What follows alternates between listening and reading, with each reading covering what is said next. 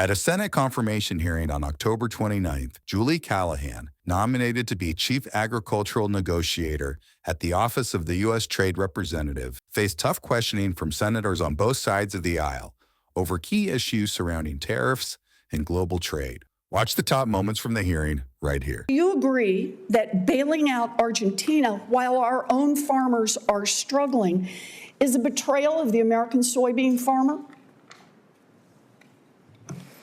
Thank you, Senator Warren.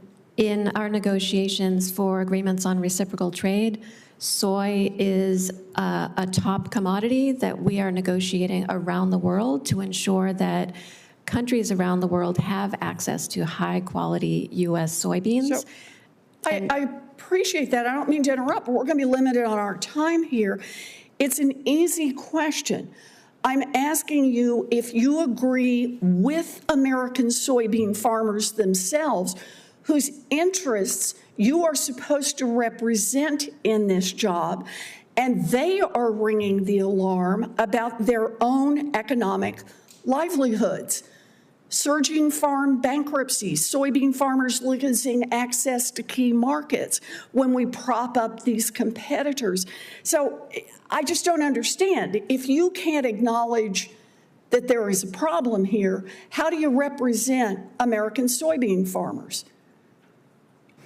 Thank you, Senator Warren. And in my role as the Assistant USTR for Agriculture, and if confirmed as the Chief Agricultural Negotiator, I will have the interests of U.S. farmers and ranchers. Can you acknowledge that there is a serious problem right now for those soybean farmers?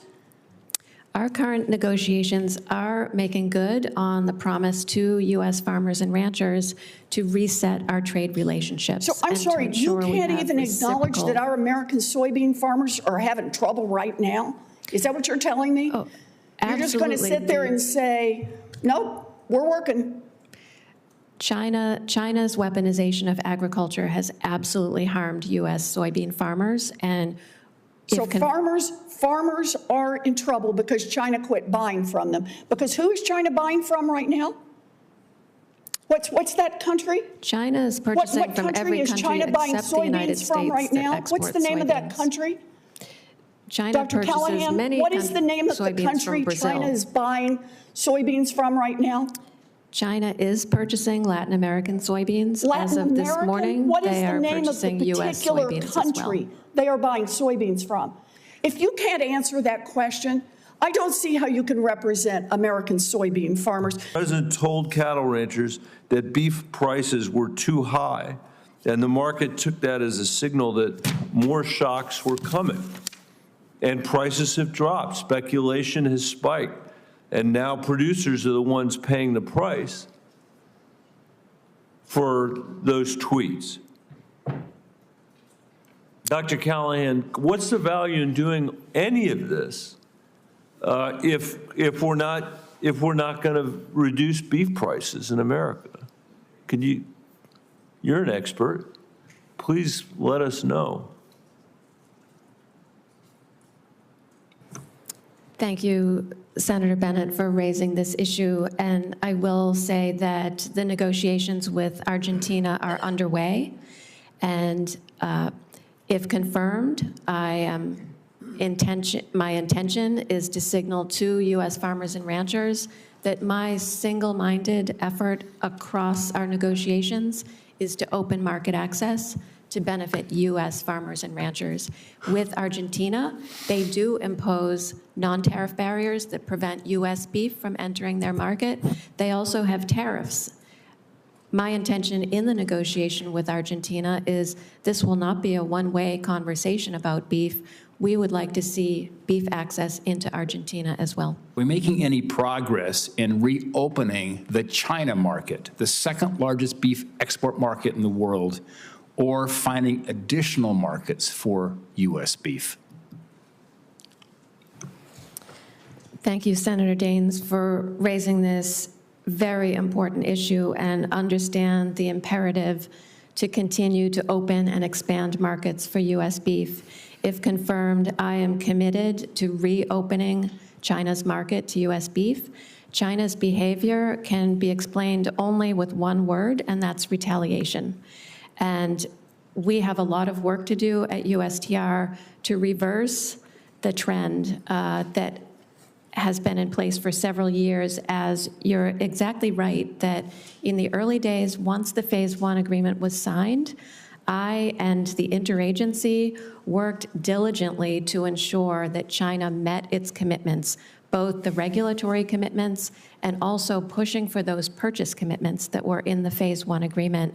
And I will say, during the first Trump administration, USTR provided a report to the president on a weekly basis of China's purchases under the Phase 1 agreement. Unfortunately, over the last several years, China has slid back and is not purchasing U.S. agricultural goods as they should.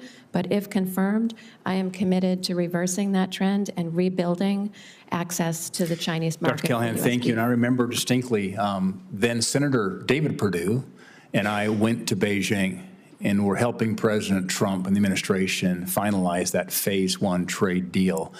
And I'm very happy to see now Senator Perdue as Ambassador Perdue on the ground there in Beijing. He understands the markets there and, of course, is a huge advocate for the president and his policies. Ranchers are the lifeblood of so many communities all across the West, across the country, and certainly here in my home state of Wyoming. What assurances can you provide us that Argentine beef imports won't undercut prices for American ranchers? Thank you for raising this important issue, Senator Barrasso.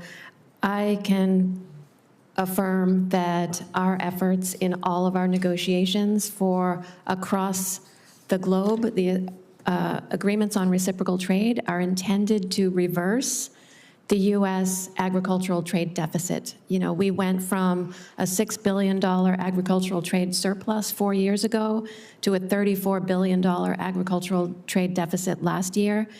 For beef in particular, I and colleagues are negotiating for increased and expanded beef market access with our trading partners across the board. With Argentina, as I mentioned, this negotiation is ongoing. My intention and the intention of all of our ART negotiations is to ensure that our agricultural trade deficits turn into surpluses and that U.S. cattlemen have access to markets around the world. Thank you. In terms of the time frame of these 80,000 tons, what's your time frame that you expect those to enter the U.S. and could that, what do you see that happening? And then I know I'm running low on time. I was going to ask you about the America's sheep industry. Thank you. Our negotiation with Argentina is ongoing, so unfortunately I don't have a very specific timeline for that. I want to just close with Japan and South Korea. They are some of our staunchest allies in East Asia. They're also major purchasers of Montana wheat. Our wheat farmers are struggling. They tell me time and time again they need more access to the export markets. 95% of the world's consumers live outside the United States. The future of American agriculture is access to these markets.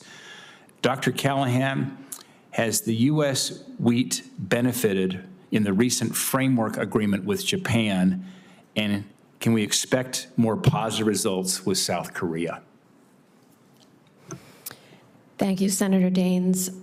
In terms of our agreements on reciprocal trade negotiations, we're really pushing for 3 areas of progress. One is lowering tariffs on U.S. agricultural goods. The second is eliminating unjustified non-tariff barriers. Those are really the core areas of negotiation. And the third is seeking purchase commitments from countries that choose to do so. And U.S. wheat is one of the commodities that a number of countries are committing. They're signing MOUs with the private sector, making plans to import more U.S. wheat to benefit U.S. wheat growers.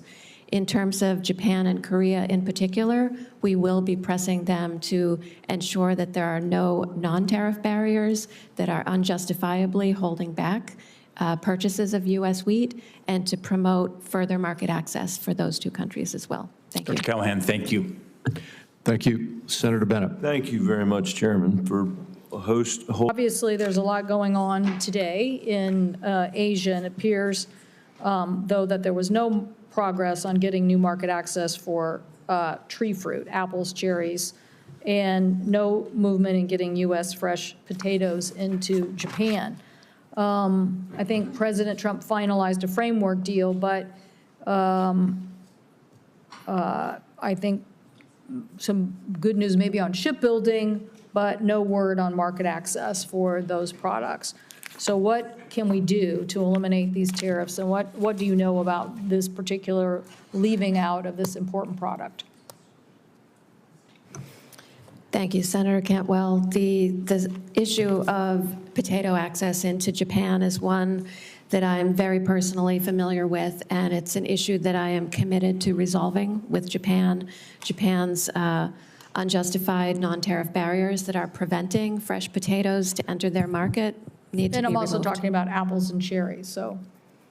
Apples likewise. The specialty producers, I have very close connections with specialty producers, cherries, apples, and others, and I'm committed to opening market access for those products as well. So I'm hoping there's common sense here, because I don't know how long it's going to take for these negotiations to take place. And I will tell you, back home in Nevada, prices are increasing at the grocery store.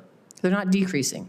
So what can I tell Americans about the cost of coffee and how long it's going to take you to negotiate this? Thank you, Senator. I can attest that at USTR, we have been working night and day to finalize these agreements. Two agreements that were signed this weekend, the Malaysia agreement and the Cambodia agreement, really are emblematic of the high level of ambition that we're seeing from trading partners. The Malaysia agreement, I was in Malaysia 2 weeks ago. We worked around the clock to get that agreement over the finish line.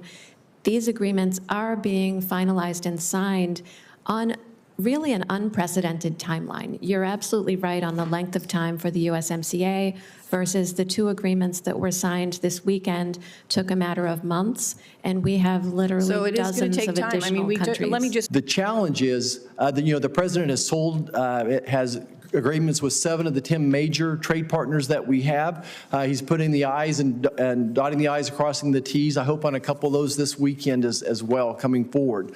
What are the opportunities in your eyes for ethanol? And, by the way, one reason that beef is valued so well right now is because of the Trump 45 agreements he did with Japan, South Korea, et cetera, that we're selling these value-added products to those countries. We don't make enough hamburger here to satisfy the satiety of Americans when it comes to hamburger here, but we're exporting our high-value beef. So talk a little bit about how you see this high-value end products for agriculture.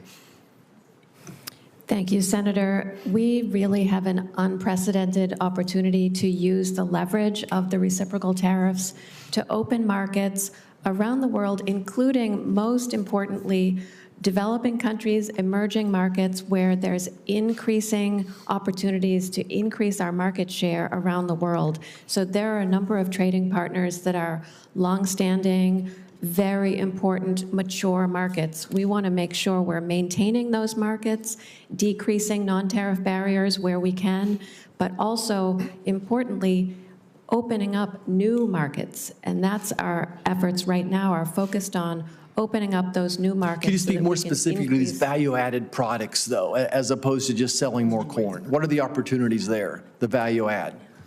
Absolutely. And you're right that our capacity to crush soybeans domestically is growing. That means we need markets for soybean meal.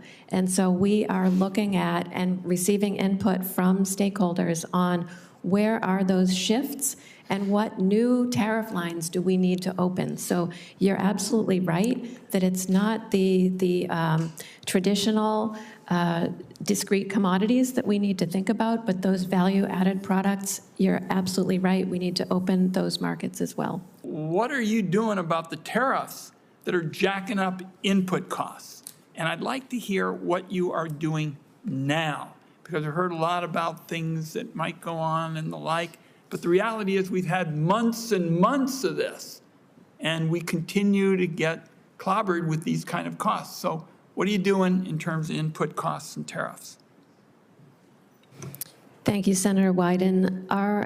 My current efforts in the agreement on reciprocal trade negotiation absolutely is I understand the urgency of getting these agreements over the finish line rapidly so that we can open opportunities for U.S. farmers and ranchers. On the specific import costs, we did discuss earlier rising costs of fertilizer. Certainly So what are you doing about that, right? Let's just freeze frame that. I've heard mention of a variety of things, but I'm not clear on something that is being done today. So you mentioned fertilizer. What's being done today to reduce those fertilizer costs, because that is a big input?